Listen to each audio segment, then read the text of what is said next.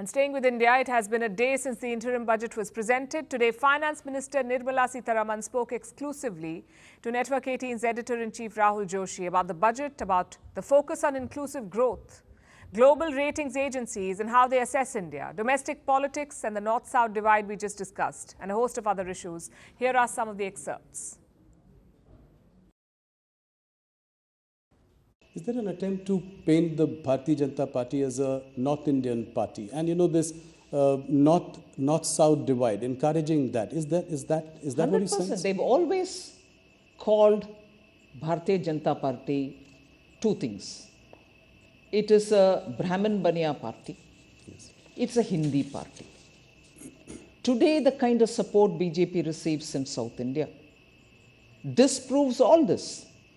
And I don't want to name individuals and say, oh, he or she belongs to this caste, we've promoted this caste, and therefore, more than BJP, I can challenge today, is there any one party in India which has worked for the betterment of tribals in India, which has worked for the betterment of the Dalit scheduled castes in India, which has recalled some of the best iconic leaders? I want to ask, is there any one party in this country which has as much served as the BJP? So what is Hindi party? When Prime Minister of India is talking about all languages, he quotes Thiruvalluvar. Yes. He quotes from Purananuru. Every given opportunity, he takes the languages even to the UN. So, Tamil Nadu's politics, speaking of these kind of things, has happily kept the Hindi-speaking parts of the country, even if they are in alliance with them. What is your message to the sovereign rating agencies? You're expecting an upgrade? Emerging market economy like India, despite the odds,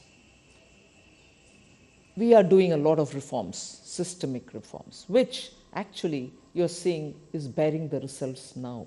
If only Prime Minister Modi hadn't pressed the pedal, let's say the revving pedal, the accelerator during COVID, even as we are managing COVID, we will have to attend to reforms and continue doing the reforms.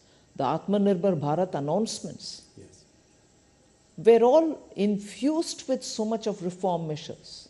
Otherwise, we wouldn't have eliminated more than 68,000 rules, which were just so archaic and were becoming instruments for rent-seeking people. That is why even in the budget, we have emphasized on transparency. We have emphasized on getting everything on board the budget process itself, rather than keeping it outside of the budget or underneath the carpet. Do you think that 7% itself would be challenging? I mean, do you think it is realistic for us to grow on those lines? Upgrading our growth estimates is not just singularly our business. People are seeing that fundamentally a lot of activities are happening. The robustness of the economy has not slackened anywhere. It has maintained its, the buoyancy with which things are happening, not just revenue collection when I'm talking of buoyancy. So there is reason to believe, yes, it is possible. And the deflator, not just the inflation, but the deflator itself is constantly, meaning we are looking at controlling inflation, the other factors fall in place, so the deflator itself then plays a role, and therefore we are confident that on the one hand we'll be able to manage inflation, and on the other to keep the robustness in growth so that it is sustained growth. We have made every effort to look at both growth driving elements and inclusivity driving elements so that nobody is left out from this growth process. From impeachments to inaugurations, if it's a political story, we are on the scene.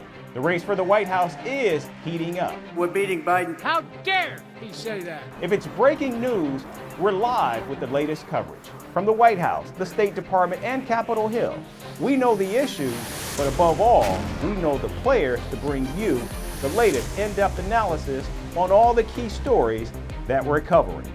I'm Eric Ham. Join me from Washington here on Firstpost America.